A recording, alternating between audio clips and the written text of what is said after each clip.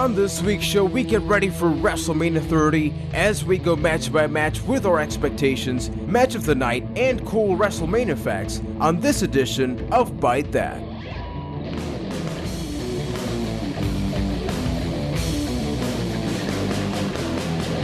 Hello everybody and welcome to episode 32 of Byte That, the semi-somewhat maybe international professional wrestling podcast where we talk about the ups and downs of that which we love, which is the world of professional wrestling.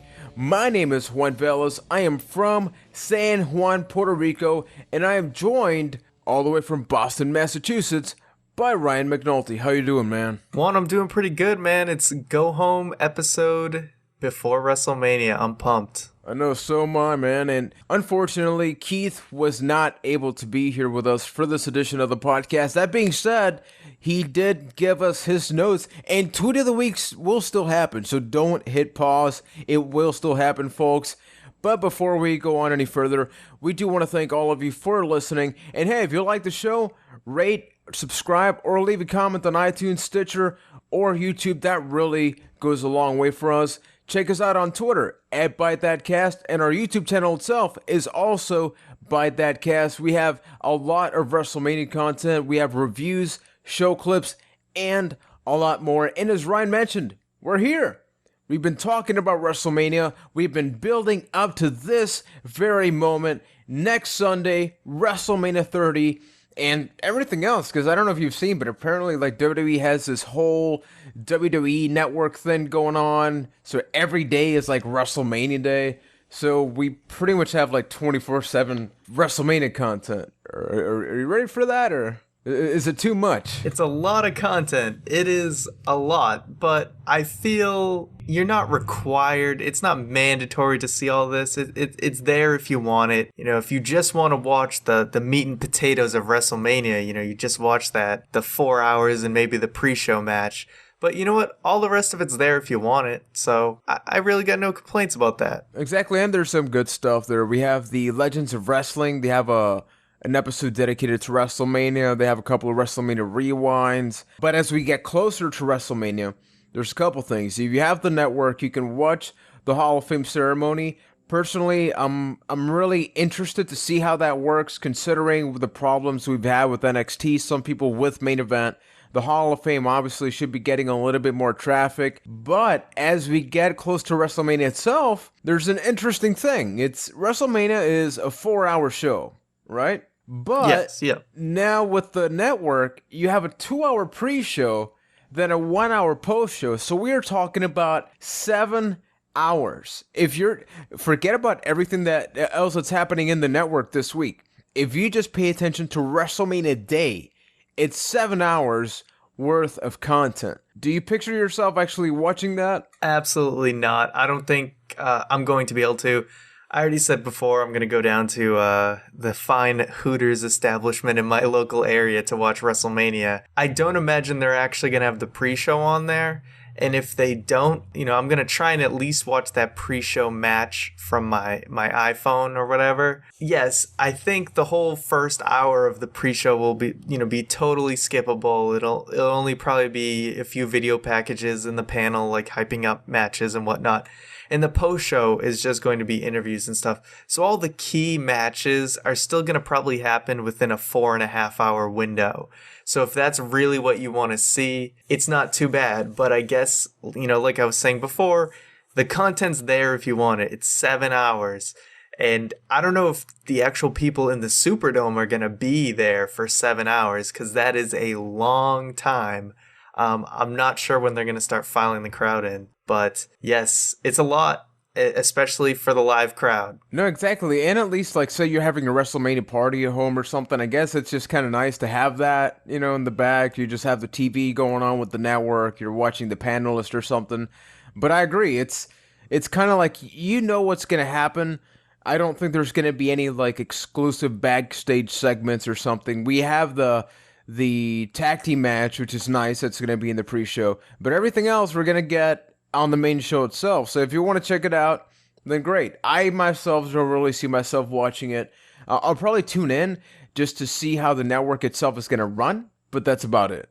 Yeah, and I think they're trying to aim for something like the Super Bowl because, before the Super Bowl, they have all the pre-game shows going on hours before the broadcast. So I think WrestleMania, they're trying to give it that Super Bowl feel, and they've been trying to kind of mimic, real sports with these pre-show and post-show panels. They're trying to kind of have that same legitimacy going for them. So I think that's why they're doing it. And you're right, it is kind of cool, like if you just had that kind of going on in the background at a Super Bowl party. I think that, that way, like you're still seeing some content to kind of hype you up for the show. Now, getting to that content itself, we usually have a pretty standard format for this podcast where we talk about Raw and all that, but for this episode, we really want to focus on WrestleMania itself.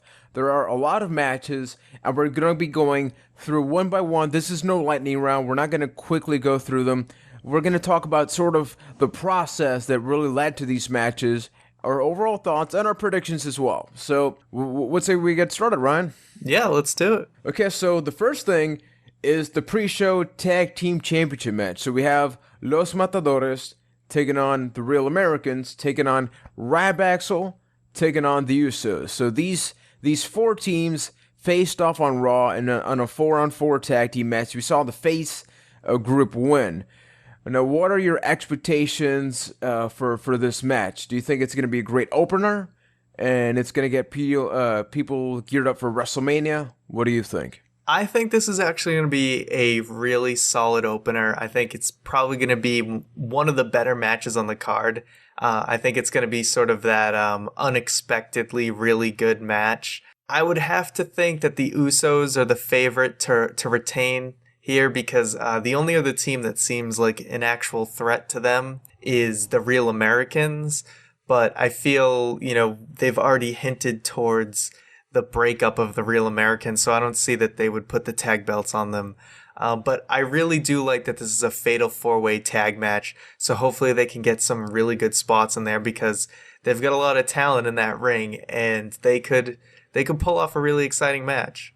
No, absolutely. And Keith's thoughts are that he would love to see the Real Americans win this, but that he sees the Usos winning. And I think we can all pretty much agree in. They are the most threatening tag team, the Real Americans themselves, but I don't really see them lasting that much longer past WrestleMania. So I don't think it would be a really good moment, especially when it's nice to have a face tag team that the people are getting behind, and it's nice to see them really get the championship. They've been in that development process, the Usos, for quite some time. So I think it's nice that they just give them that chance. And that it's an enjoyable match. We can see a lot of high-flying action. We're obviously going to get the Cesaro WrestleMania swing, which everybody's going to love. And some of these guys are going to be in the Battle Royal, so it's not going to be the last time that we see them. Even though it's not technically WrestleMania, but it's going to be their second match that night. So unanimously, I think we got the Usos. Exactly, and I think like you were saying, it's very early in the run for the Usos, and they had a long journey to kind of get those belts and get to where they are. So I think it would just be really too soon to just kind of end that. They're really just getting started, and there's so many other teams you could put up against them at pay-per-views. So I think this will just be a solid win for them overall. Exactly, and leading up to another tag team match, this one's a little bit more storyline oriented. Originally, it was rumored to be a triple threat match between the three members of the Shield. That's no longer the case. They're happy, they love each other. So instead, we have a 6-man tag team match. So it's Kane teaming up with the New Age Outlaws, taking on Seth Rollins, Dean Ambrose, and Roman Reigns. The Shield has a pretty good track record with their matches, with their performance. This is WrestleMania, so what are you expecting to get out of this match? I think this is going to be another solid match. It is interesting that they sort of flipped the script, as we had talked before, how they felt it would be stronger to keep the Shield going as baby faces for a little while before they rushed into that breakup angle. It's nice to see that they're going to have hopefully a decent run as faces. And I like this match, but I'm not too hyped up about it. I'm not too excited about Kane and the Outlaws, to be honest, but I am also just excited to see a Shield match. I really hope this is better than their WrestleMania 29 one, even if that one felt a little bit like a bigger match. I really feel like this will be a lot better. I know the Outlaws have wanted to work with the Shield, and Kane is always solid in the ring, and I really hope this ends up being just a spectacular match, because I want it to be a good, nice surprise, because I'm honestly not too hyped up about it aside from the Shield being involved. Do you think part of that has to do with the fact that it's the New Age Outlaws teaming with Kane? Yes, and nothing against the Outlaws, but it's sort of just, I don't know, after their little tag run, I'm kind of over them. I mean, I like them and respect them, but it's not, it's kind of past their time. I mean, it really is the old guard versus the new guard here. You got basically three relics from the Attitude Era going against this new, fresh team. I'm not super hyped up for it because you can tell it was kind of thrown together in the last few weeks. No, I agree completely, and although I'm very, very happy that they didn't split up the Shield. I think that what we mentioned in one of the previous episodes, which is maybe the Ascension, or anybody really, the thing is, somebody that's going to stick around post-WrestleMania and develop them, because the New Age Outlaws don't really need to be developed. I mean, yeah, WrestleMania tends to be a crowd of more experienced wrestling fans, so you're probably gonna get much bigger reaction for the Outlaws at WrestleMania. We're gonna get the whole DX shtick at the beginning, so that's gonna be cool. But as for the match itself, I'm really not expecting much. I in no way expect the Shield to lose. However, Keith has an interesting comment here, which is, I think it will be a very solid match, but there's a chance that one of the Shield members turns to the corporation in this match and causes their team to lose.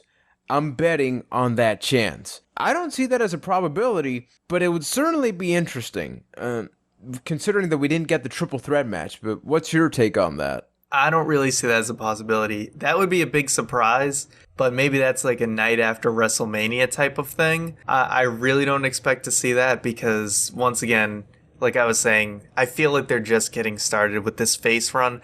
I wouldn't expect them to sort of just pull a swerve like that and kind of pull the rug from underneath the whole face run. Now here's the question. I think that, at least for a couple of tag team matches that have happened at WrestleMania, my issue with them is that nobody really ends up shining. Like, there's not a lot of memorable things, unless it's like a TLC match or something. At least for me, maybe I'm wrong. We've mentioned that Roman Reigns has his thing, the Superman punch. He has a couple of things he's known for. Seth Rollins goes all crazy. Do you think that WrestleMania is a spot where we're gonna get Dean Ambrose to get his own spotlight? Because I feel that he needs it. He hasn't been really given that. We know he's become more crazy over time. So, he'll like fast press and beat the crap out of somebody. But as for a match itself, I don't know.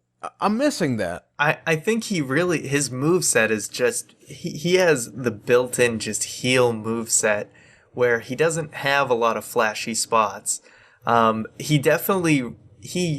You can see his character bleed through into his wrestling, which is a great thing, and you don't see a lot of guys that do that. And that's great, but he doesn't have a lot of memorable, flashy spots, and maybe he can pull one out for WrestleMania, because that'd be nice. Because right now, the only spots I can think that he does is when he runs ahead and catches up and knees you in the gut when he's going into the ropes or something like that, and just and I think he does like a front drop kick to someone like hanging on the ropes, things like that. But he hasn't really kind of busted out a flashy spot, and maybe I'm wrong.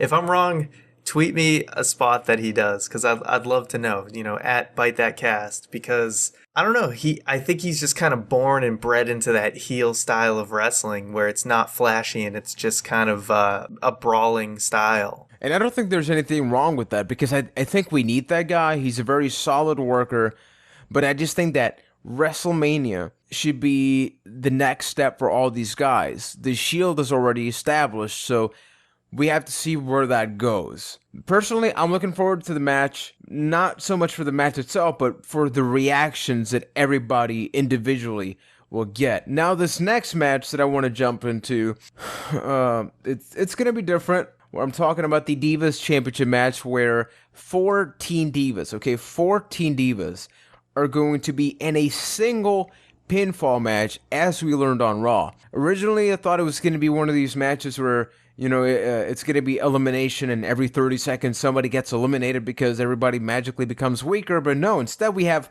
14 Divas. I got to say it one more time, 14 in the ring at the same time. Ryan, can you even name? I dare you. Can you name the 14 Divas without reading a list right now? All right, I'm going to give it a shot. The Bella Twins, Brie and Nikki.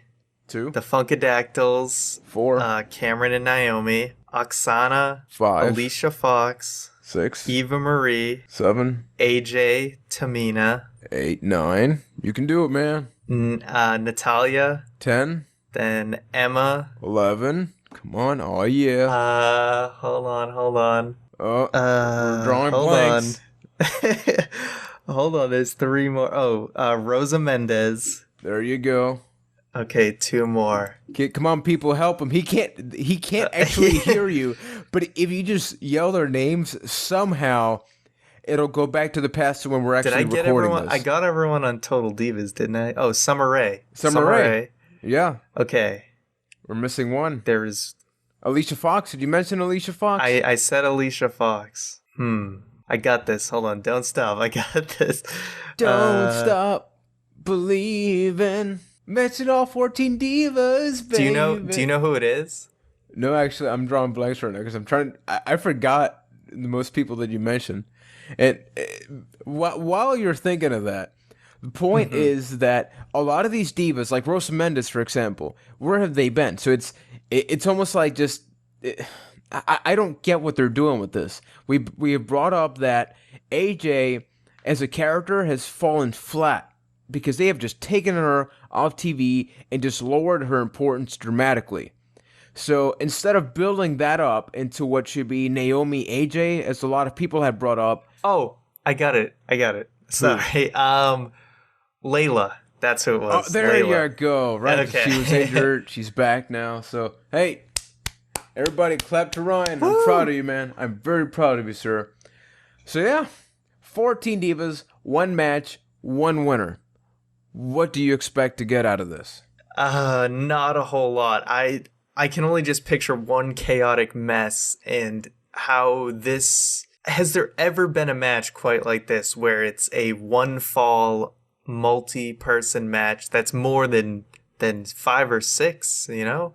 I don't think there's ever been a match like this before, so it'll certainly be breaking some ground. Just think about, I guess, from the kayfabe side of things, what a disadvantage that is for AJ to have 13 other competitors pin, anyone else while you could be off getting triple teamed by somebody else. There's so many ways that this can go that it's just so disadvantageous, if I could even say that word. But is that even a word? But probably I think not. You get my point. There's so many scenarios there that just make this match ridiculous. Now, is there any way that this will be a watchable match? And, I'm not even talking about the match quality. I'm actually talking about the fact that you can watch the match. When I was with Keith and we went to WrestleMania, for example, there was that Teddy Long, Johnny Ace match. Dude, we have no idea. It wasn't until I got the Blu-ray that I was able to watch the match, because just seeing so many people in the ring at the same time, it's very overwhelming. You can't really appreciate anything. And I'm thinking here's more people. You got more people in this match than you did that one. So how can that be a watchable thing? I mean, you think about matches think about a Fatal 4-Way. Even then, there's a reason why half the time you get the other guys hanging out outside the ring so that it's easy to follow what's going on inside the ring. And at least in a Royal Rumble or Battle Royal setting, you slowly eliminate competitors so that it's easier to follow. And usually everyone's kind of off in the sides, and then there's one big spot going on in the middle. So they have to sort of work the match like it's a battle royal. But then at the same time, there's going to be there's gonna be a major spot where like someone's gonna dive into just a crowd of divas, I think. One diva's just gonna jump off the top rope into a crowd of like 13 other divas, and then so that there's only two left and there'll be a pin. I guarantee you something like that is gonna happen, because otherwise, how do you create a situation where you eliminate 12 other people to do one pinfall? That was pretty much exactly what I was going to bring up. It's at some point there's going to be some just crazy dive spot halfway during the match, so everybody's just going to be selling that. So I fully expect Naomi and AJ to be the final two. At least for me, I'm expecting Naomi to come out the winner. I think AJ is going to drop the strap in this match, and there's really nobody else but Naomi. I actually was having a feeling that, now that you bring up Naomi, that is good, because my actual prediction was going to be for Brie Bella to actually win the belt. I think they were going to go along with a Total Divas sort of ending, which they can do with Naomi too. I just sort of felt like Brie would get it because she's improved so much in the ring, and it seemed like they were giving her a push a little earlier. But the whole eye patch thing and coming back from that, maybe Naomi will win it too. But I think I'm still just gonna stick with Brie on this one. I feel like the Bellas are the stars of Total Divas. One of them's gonna get the belt, and since Brie is improved the most in the ring, that they would give it to her. By the way, I don't think I picked who I thought was gonna win the previous match, and I'm just gonna pick the Shield because I didn't pick that last time. Yeah, so we got the Shield winning that, which I also agreed. Keith just mentioned that the Divas match is going to be a friggin' train wreck. I think a lot of us can agree with that. And just final question, I'm just trying to put myself in the shoes of any of the Divas. What's your expectation of going into that? Would that upset you? Like if you just found that out, I don't know. It just feels like it's why? It feels like it's just too much. And I don't think it helps anybody. Well, everyone gets their WrestleMania paycheck. And maybe this is sort of making up for last year's WrestleMania, where the Divas match got bumped off the show. So now they're like, hey, guess what? Every diva gets to be on the show this year. But I think most of them, I mean, think about someone like Rosa Mendez. Wouldn't you just be happy to be on the show? I think this is a good thing for them, to be honest. I mean, most of them, otherwise it would have been a singles match, and then that's 12 other divas that didn't get to be on WrestleMania. Yeah, so we'll see what happens. You got Brie, I got Naomi, and Keith just has a friggin' train wreck. And speaking of train wrecks, it's time for this week's Tweet of the Week!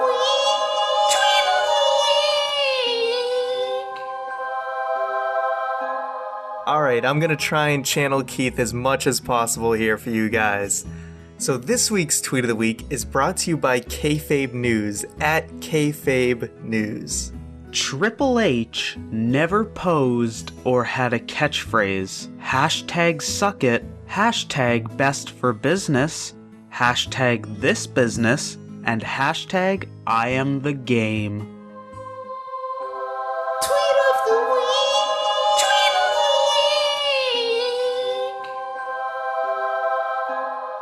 That's right, Ryan, and thank you for just... you did good, man. Solid B+. Thanks, I tried. You know, it's not the same, good. But I tried. It's good, it's pretty good. Yeah, so thank you, Ryan, for that Tweet of the Week. Remember, follow us on Twitter, at ByteThatCast. We basically browse our Twitter feed, and whatever makes Keith chuckle, laugh, or smile, whenever he's crying, weeping, that could be this week's Tweet of the Week. And now we're going back to WrestleMania. We're turning it up because first we had 14 divas, right, Ryan? How about we bump that number up from 14 all the way to 30? We are talking about the Andre the Giant Memorial Battle Royal. So we know pretty much everybody that's going to be involved in this point. I'm just going to throw it out right now, man. I already know who's going to win. I don't care. Can I just throw it out there? I'm going to freaking do it. Who do you think's going to win? Brad Maddox, man. And it's not because we're recording this show on April 1st. I mean, the moment that Brad Maddox announced himself into the Battle Royal, first I cried myself to sleep out of joy. I put up a couple posters on my wall, and then I cried myself to sleep again the next day, which is today. And technically today hasn't ended, which makes no sense at all. But Brad Maddox is in that match, sir. How are you feeling? I would actually be pretty happy if he won, not gonna lie. So who do you actually expect to see win in this match? I think it's not going to be a very surprising win. I'm expecting somebody like Sheamus or Big E Langston to win, although I think Big E would actually be a little bit more of a surprise. I think it's definitely going to be a babyface wrestler who is going to win the very first Andre the Giant Battle Royal. I expect this to sort of be a tradition for WrestleManias going forward. So I think they want to sort of start it off right by having a fan favorite win. And the biggest name who's in this match is probably Sheamus. I think Big Show's too obvious of a choice because they want to hype him up like he's going to destroy everybody, but he'll probably just get teamed up on and get eliminated very early. So I go with Sheamus. Keith wrote, first off, I would like to congratulate Brodus Clay for completing his 1 year to redemption mission by being a jobber in the Battle Royal. You did it, man. As my pick in the Battle Royal, I am going with Sheamus. And that has been this segment's Keith comment of the week. But yeah, You had I'm a better have Keith delivery than I did. Noted. But yeah, I mean, Sheamus, I'm not a big fan of Sheamus, but a lot of people like him. He's a pretty good wrestler. I don't expect to see Big Show win. I don't expect to see Rey Mysterio win. And being realistic, I think Sheamus would be a pretty good option. It's a safe option for this first Battle Royal. I think generally speaking, what's going to matter is just going to be the fun match. You got Kofi Kingston, you got Zack Ryder, you got Dolph Ziggler. Cesaro is going to be in this match. And it's going to be a second match of the night. So it's going to be kind of interesting to see the interactions. As you mentioned on a previous show, the interactions that we see within the match itself. So I'm not even caring about who wins, honestly. It's simply about the little things that happen that we otherwise only get once a year in the Rumble. Now we get at WrestleMania. Yeah, I think there's a lot of good things that can come of this. It really is kind of true about what you're saying about it doesn't really matter who wins. It doesn't really matter who, you're getting a trophy. I don't think the audience really cares about the wrestler getting the trophy. Maybe the superstars are excited about getting the trophy, but it's not something the audience can get as excited about. There's no consequences to it, but otherwise it's still going to be a fun match. And I think it's a nice way to just include a lot of people who otherwise wouldn't be on the show to be on the show. And like you said, it's good to see that someone like Cesaro gets to be on not just the pre-show, but the main show as well. Bringing up Cesaro a lot, I'm just going to bring out that he's probably my second pick, simply because since I don't know what's going to happen, hypothetically in the pre-show, he could turn on Swagger or on this Battle Royal itself, and he wins. And it would make perfect sense. It's really easy, simple, great way to turn the guy face. It's a WrestleMania. There's nothing better than that. However, one thing I do want to ask you is that this list that we're doing right now is based on sort of match importance. This isn't necessarily how we're going to see the matches play out in order. But this Battle Royal, it's different. It's not storyline oriented. There's nothing that really... It's not the filler match. It's not going to be between the two top matches, I would think. So where would you actually rank this? Would it start the show? Would it be halfway? Where do you see it taking place? That is a good question. And to be honest, there's so many tag matches and multi-man matches on this card. There's not a lot of singles matches if you think about it. I really don't... I guess I could see it as an opening match, but I'm not so sure. I could also see the Shield tag match being an opening match as well. It is a really good question. I think it's going to be very early on the show regardless. I don't think it's going to be one of those cool-off matches towards the end of the show. So I fully expect it to be within the first 3 matches. Yeah, same. I think it's going to be like the second match. We're going to get the tag match because of guys like Cesaro, which I mentioned, just had a match on the pre-show. They probably want to sell that a little bit more. So then they show the replay. Oh, this guy wrestled on the pre-show and came that close to winning. So now here's his chance for redemption in the Battle Royal. So I think we're going to be seeing that. It's certainly going to be the second or third match. Now now we're getting to serious territory. I don't think any of these are easy picks, or I'm actually curious about where you would rank these and where they're going to happen. But first, let's get to John Cena taking on Bray Wyatt of the Wyatt family. There are a lot of things that, if you want to check out previous comments that we've had regarding Bray Wyatt, certainly check out our previous episodes. We talk about, he's gone all the way from Husky Harris to what he is now. He's taken on John Cena. I mean, even if the guy were to lose hypothetically, just wow. Talk about a guy that went all the way up to the top in next to no time. But we're here. We saw on Raw that John Cena even dressed as an Eric Rowan impersonator, so I'm pretty sure Eric Rowan is very excited about that, furthering the feud.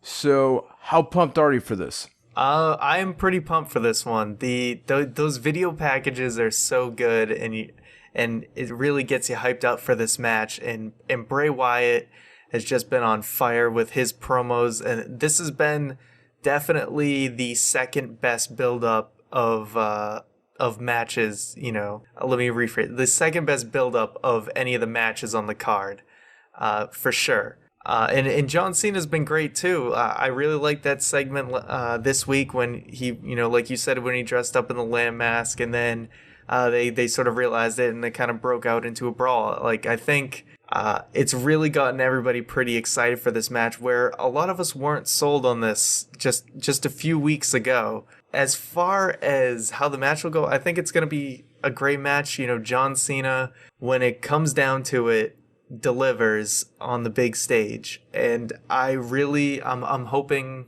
Wyatt steps up as well. Now, before you and I give our predictions, I actually want to read Keith's first and then base our conversation on that. And he says, as much as I would love to see Wyatt come out on top, I have been saying for months that this will be his first pinfall loss.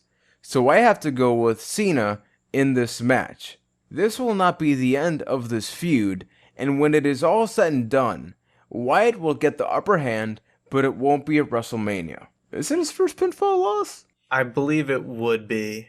I don't think he's been pinned, as far as I know. Yeah, because right, but there was the Inferno. Right, okay, yeah. I was getting stuff mixed up, yeah. So he sees John Cena winning at WrestleMania. What's your reaction to that? I almost have to agree with him. This one's about as even as it gets, because you could see which they could go either direction with this. I honestly think no matter who wins, that it's still going to be good for both guys. I think it might be a little bit better for Wyatt if he's actually able to win, but I don't think this hurts him at all. It certainly does not hurt to lose to John Cena. Just to be in a match with John Cena at WrestleMania, it has, will bring his value up enough. He got a clean win over Daniel Bryan, so he's gotten an important victory leading up to this. And like Keith said in his comments, that even if Wyatt loses this match, he's going to get a win at some point down the line, whether it's Extreme Rules or the next show after that. You got to think it's going to continue at least one more pay-per-view, and at some point, Bray Wyatt's going to pin John Cena. So I actually think John Cena's going to win here as well. I'm actually going to go ahead and flip the coin and say Bray Wyatt's going to win.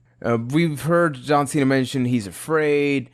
He's been really putting Bray Wyatt over. And I think, unlike other WrestleManias, as I've mentioned in the past, this is one of the first WrestleManias in a long time where the Raw after, we're going to see what happens next in that storyline, as opposed to hitting a reset button, which is like, oh, Mania's over, now what's going to happen? And I think John Cena can absolutely afford to take a loss, because I think both men are going to come out winners. I mean, sure, somebody's going to get pinned, but both guys are going to come out very strong. And one thing I actually want to bring up is the fact that I think a lot of people are underrating this match. They're not having big expectations on the match quality. I think from a storyline perspective, everybody's hyped for it, but I haven't really heard, John Cena does great WrestleMania matches. He does great big guy matches. Of course, we're talking with guys like Triple H and Shawn Michaels. This is Bray Wyatt, who's still, even though he has a couple of years experience, he's no Shawn Michaels, but I certainly think he can step up to that plate. And I think that we're going to keep seeing that whole thing of John Cena being afraid or something like that being played out, and like having this younger guy beat him. I think we're going to see that hunger storyline follow through, which is that like at Extreme Rules or something, we'll actually see John Cena attempt to beat Bray Wyatt. Moving on to our next match, another very big match. We got the streak going on. So it's Brock Lesnar taking on The Undertaker. And I think that a lot of people don't really expect necessarily Brock Lesnar to win, but this is probably the biggest challenge The Undertaker has had to date. So am I right in thinking that Taker's going to win and everybody agrees here? I think you're 100% right. Yeah, there's something about this match where even when the rumors about it happening almost a year ago, it was just, I'm not that excited for it. And I think a lot of that will change once I'm actually watching the match. But there's nothing about this match that really excites me. And I know that's wrong because both of these guys consistently deliver in the ring every time they're in the ring. And I know that's not very often, but when they have a match, it's usually pretty damn good. So I know it's going to be a good match, but it's so hard to get excited for it when you know if Undertaker was ever going to lose, that it would not be to Brock Lesnar, a guy who's not a full-time guy anymore, a guy who's not going to stick around 10 years from now or 5 years from now even. It's just when it's about the streak and everything's about the streak and there's no fear of the streak ending, it's hard to get into it. And of course, I'm picking Taker to win this match. I think to summarize, this is the exact opposite of the Bray Wyatt Cena match.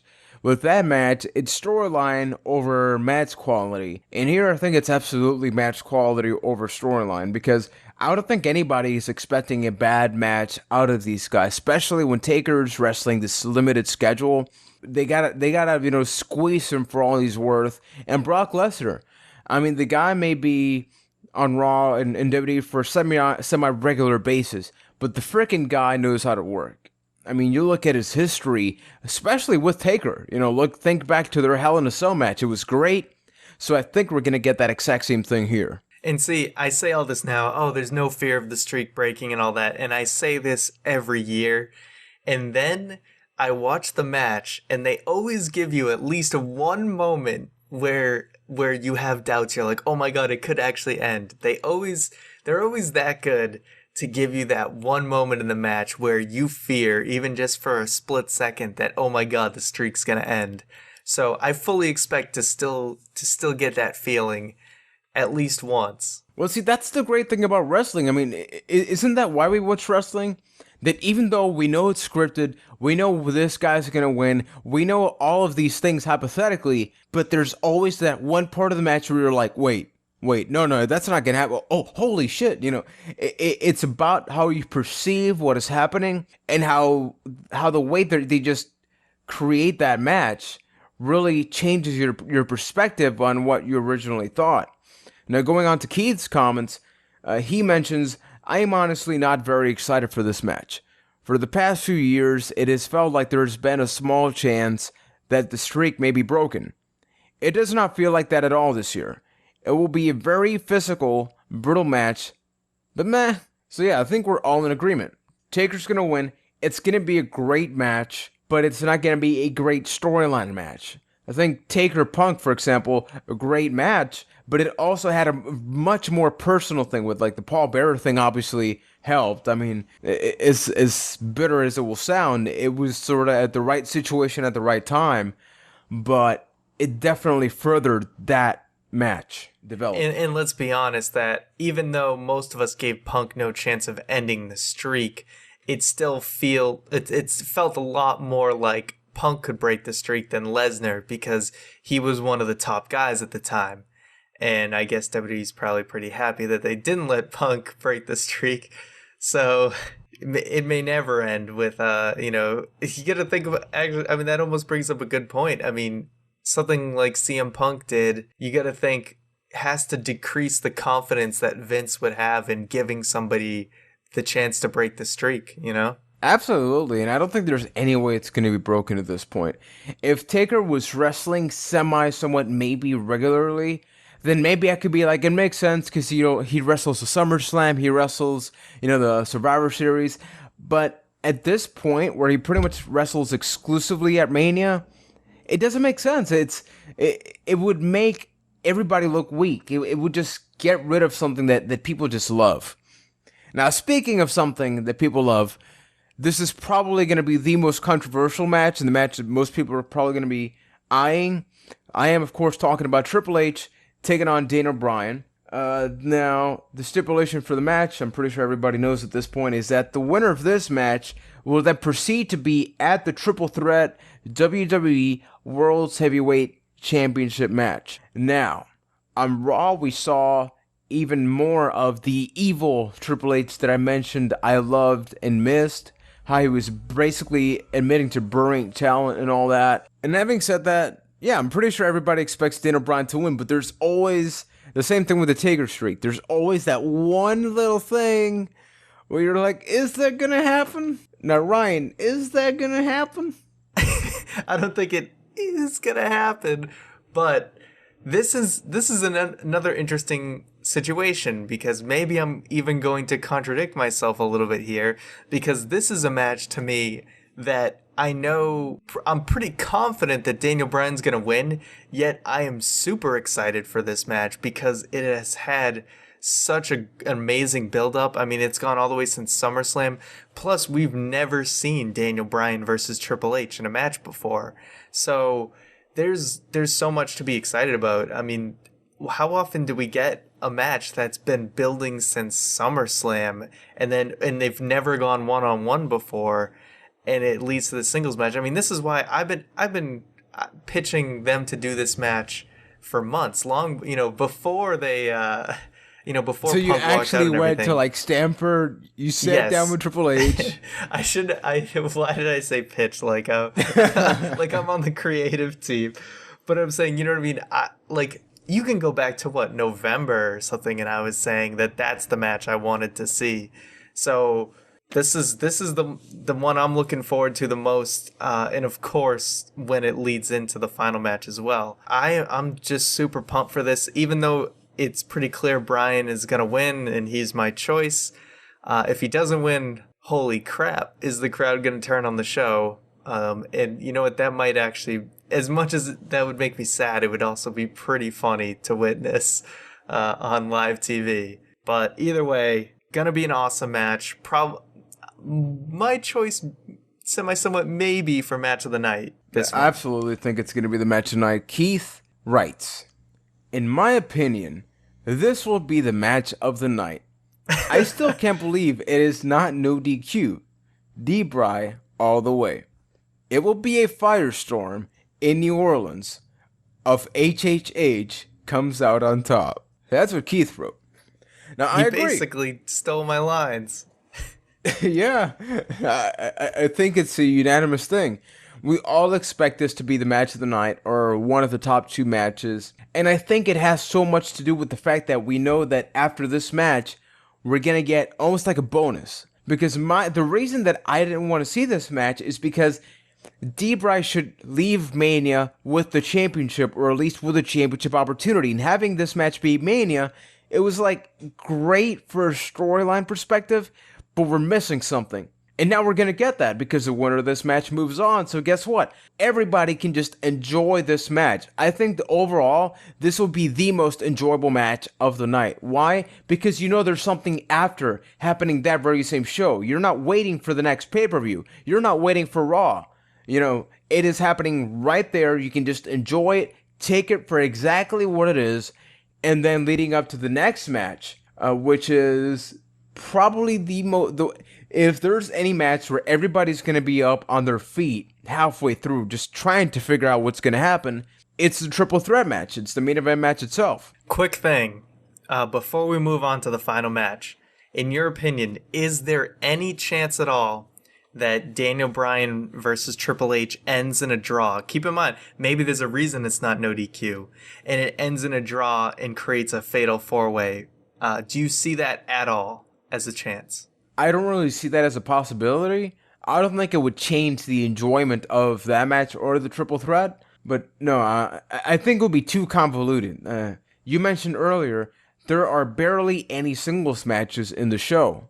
We have 30-man matches. We have 14 diva matches. We have 4 tag teams in one match. We have a 6-man tag three team. Singles matches. There's only 3 singles matches, isn't there? Exactly. This is almost the complete opposite of what we're usually getting. So then you add another guy to the main event. I think it's too much. You need to have people enjoy it for what it is, especially when you have 2 heels in the main event. By adding Triple H, if you have a third one and then just Bray, I think it's too powerful of a switch. Having said that, though, as we move on to the main event match itself, I want to jump right into Keith's comment, which is, there is no way that this will not be Daniel Bryan's moment. He will beat Triple H and then Orton and Batista. And then in caps, Daniel Bryan will defeat all of Evolution in one night. Yes! Yes! Yes! Yes! Seriously, though, this would be a great match. And Keith, why do you put another yes? Isn't it usually 3 when you write it? Come on, man. Get with the times. How I feel about this match, it's going to be very interesting in that, we got Daniel Bryan coming up. We don't know how many matches are going to be in between this and the Triple H Daniel Bryan match. I expect the Triple H Daniel Bryan match to probably be sometime in the second hour of the show, which kind of leaves, about an hour and a half break between the final match. But so I fully expect Daniel Bryan to be in, if it's not a fatal 4-way, it's Daniel Bryan in this match against Batista and Orton. Like I said, I don't think it's going to be as good as him versus Triple H. It's harder to pull off those super exciting triple threat matches. I mean, they did it at WrestleMania 20. I still think this will be a solid way to end the show. And I'm really going to go against the grain here, and I actually think Batista is going to win this match. And my reason is this. Daniel Bryan is going to get his one victory. He's going to get halfway there. He's going to beat Triple H. But why throw all your eggs in one basket? Or why use it all up in one night? Why not still get that reaction of beating Triple H and then save the big win for SummerSlam against Batista? Because they want Batista to have the belt for his Guardians of the Galaxy thing. He can go take the belt on all the talk shows. WWE gets mainstream publicity. So that's what I see happening. And that's going to piss a lot of people off. But guess how much more you're going to want to keep watching to see Bryan win the belt. So I'm making the bold prediction that Batista wins at the very end. And hey, is there not going to be a buzz? I mean, if Daniel Bryan wins, it's over. What else is there? But if Batista wins, then it just continues. The slow burn continues. See, I freaking hate it when it makes sense, because then it's like, so what the hell do I say now? Really, man? No, because I'll agree with Keith partially in the way that I definitely want to see Daniel Bryan just dominate friggin' WrestleMania, beat Triple H, become champion. I want to see it too. Don't get me wrong, I want to see it too. But that's not what I think's going to happen. Yeah, but then I agree with your part, because then it's like, it would seem weird to see Batista chase Daniel Bryan for the championship. I don't see that happening. As much as I want to see Daniel Bryan beat the guy on top and defending it, it seems weird. It seems wrong. So the problem here then is, like, do you either piss off the fans, and this has been happening since SummerSlam, and then you continue extending this. But the good thing is you're extending it with another guy, a guy that came in and essentially took Daniel Bryan's spotlight. So people have a lot more of a personal hatred towards Batista because of that scenario. So I think it would freshen up the situation. But at the same time, it's like, since SummerSlam, that's why I don't think I've ever been so excited for false finishes in a match as I will be in that match, because I don't have a prediction. I'm trying to have a clear one, and the fan in me is just Bray But then you mentioned that, and it makes absolute sense for Batista to win. I don't think in any scenario Randy Orton is going to retain. That's my prediction.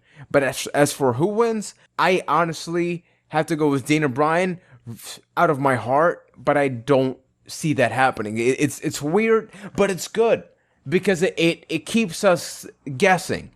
Overall, I think WrestleMania is going to be an outstanding show. I think any fan, I will throw this out there, may be a little bit controversial. If you're a wrestling fan and you're complaining about the show because either CM Punk's not on it or because for whatever other reason, why do you watch the product? You have Daniel Bryan prominently featured. You have Brock Lesnar. You have Taker. You have a young guy taking on John Cena. You have a different match time in the Battle Royal. What more do you need? You know, the Shield didn't break up. They're still together. I think that out of any WrestleMania, we're going to get the overall most enjoyment out of this one. Regardless of who wins, I'm really pumped for WrestleMania. And I applaud WWE for really doing a great job in what we thought. I mean, dude, we were totally not excited for WrestleMania like a month ago, 2 months ago. Remember that? Yeah, I mean, we talked about how WrestleMania 29 was sort of this WrestleMania that was built for the casual fans. And I think we can both agree that they flipped the script on this one, and it really feels like there is something for everyone to enjoy. And I am so hyped up for this WrestleMania, probably the most I've been hyped up for WrestleMania possibly ever. I mean, there's like this whole story of Daniel Bryan, and you have the Cena Wyatt match. There's a lot to love about this WrestleMania, and I'm super looking forward to it. Regardless if who wins in the end, if it's Batista or Daniel Bryan, I think I'll still walk away happy. And don't get me wrong, I think I want to see Bryan win more than Batista, absolutely. But I was picking with my brain and not my heart on that last match. And a couple of quick tidbits that Keith left us with. Number one, if Daniel Bryan beats Triple H, this will be the first WrestleMania not main evented by Undertaker, Triple H, or John Cena since WrestleMania 19. Since WrestleMania 19. Wow. That's freaking ridiculous. So we're talking 11 years ago. Yeah. Once again, people talk about WWE not giving the ball to somebody else. WrestleMania 19, dude. That feels like ages ago. Another one. This is the first time the Divas Championship will be defended at WrestleMania. The last time the Women's Championship was defended was at WrestleMania 23. This is also the first Divas match without celebrity involvement since WrestleMania 26. Damn. Wow. So, the Divas title has actually never been defended at Mania before? No, because either it's been, like, Maria Menounos has been involved, they've always had some sort of, like, celebrity thing attached to the Divas by the time that belt came up. Wow. For the first time ever, John Cena is neither competing for a championship nor in the main event. I think that's no surprise to anybody. I mean, that's been pretty much the build-up for this. It's the fact that he's going a lot more personal. Yeah, I mean, think about it. Even Cena's his first ever WrestleMania match was a title match. So he's never been in a non-title match before at WrestleMania. Wow. Yeah, it blows your mind. I mean, this is how we close out the show, folks. We're blowing minds away. Check out this next one. If you count his Sunday Night Heat match on WrestleMania 19, this is Kane's 17th WrestleMania match. He has not missed one since debuting in 1997. 1997, the guy hasn't missed one WrestleMania. These are all mind-blowing. Yeah, yes. This is pretty amazing. Kane has been in over half of the WrestleManias ever. Holy shit. Yeah. I mean, it's crazy. Check out this next one. If Brock Lesnar fails to break the Undertaker streak, he will be 1-3 at WrestleMania. However, if he somehow wins this match, it will be his first WrestleMania victory in 11 years. Put that into perspective. Brock Lesnar. That's all the way back to WrestleMania 19, which you mentioned earlier. Yeah. And it's funny because you don't think about Brock Lesnar in that light, but the guy has been in the industry a long time. He was just gone for a large percentage of it. We got 2 more left. In the history of WrestleMania, 16 first-time main event, the last match competitors have won, and 15 have lost.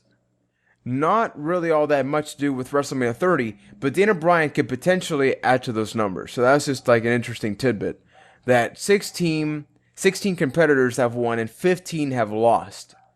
It's an interesting ratio how they almost balance that number out. Thing is, if we go with that balance, technically he's going to lose, but at the same time, if he both wins and loses, then he sort of keeps that number sort of where it's at right now. That one just confused the hell out of me. Move on. Yeah, it was worded interesting. The last one. If Triple H or The Big Show lose, they will have the most losses at WrestleMania with 10. 10 losses at WrestleMania. So all the crap we give Triple H about burying people, he almost has the most losses ever at WrestleMania. It's pretty crazy to think about. Also Big Show, because you got to think Big Show hasn't always been prominently featured at Mania. I mean, I remember when he was like on the Sunday Night Heat segment when they sort of brought him down to like the mid or lower card. And a lot of people forget that Big Show used to be at the very bottom for a little while, losing to guys like Spike Dudley. Yeah, he doesn't. He usually doesn't get he usually had those attraction matches for a couple of years too, with Aki Bono and Money Mayweather, and I think he lost all of those, and that's what kind of led to that Cody Rhodes storyline where he was trying to have his WrestleMania moment. So he's had to do a lot of interesting matches and lower on the card, and it's unfortunate for him. Yeah, and we're probably going to see 10. So that's been it for Keith's interesting tidbits. So see, even though Keith wasn't with us, he was certainly here with us in spirit. Keith, we love you. We miss you, brother. You know, nothing really bad happened. I'm acting as if you died or something. Damn. But I know you'll be back next week. But yeah, folks, next week is going to be a very packed show. The Raw after WrestleMania is usually freaking off the chain. So we're going to be talking about WrestleMania. We're going to be talking about Raw and a lot more. So with that being said, Ryan, take us home. All right, so we want to thank you guys for listening to our WrestleMania pre-show edition of Byte That. So remember to follow us on Twitter. We're going to be tweeting during WrestleMania. You're going to definitely want to be hearing our thoughts. And we're also going to tweet, if we can, during the Hall of Fame show. We're going to tweet during that one? Yeah, of course we are, dog. You goddamn right we're going to tweet during that. So make sure to be following us on Twitter during both of those shows. And definitely going to be tweeting in the night after WrestleMania during Raw, which is the true biggest show of the year. And also, don't forget, subscribe to us on YouTube, youtube.com/ByteThatCast. We've got our top 10 WrestleMania moments going up there. We're gonna reveal number 1 this week, just before WrestleMania. So you definitely want to see the rest of those going forward. And don't forget on those YouTube videos to leave a comment or like the video. We are also on iTunes and Stitcher. Subscribe to the show. Just search Byte That and make sure, hey, you like the show, write us a review. It really goes a long way for us, and we'd really appreciate that. So with that being said, enjoy WrestleMania, guys, and make sure to tune in next week to hear our thoughts. Woo! But hey, remember, we tweet during Raw, we tweet during SmackDown. No, wait, no, actually, what the fuck did I just say? It's so funny. That could be the ending right there.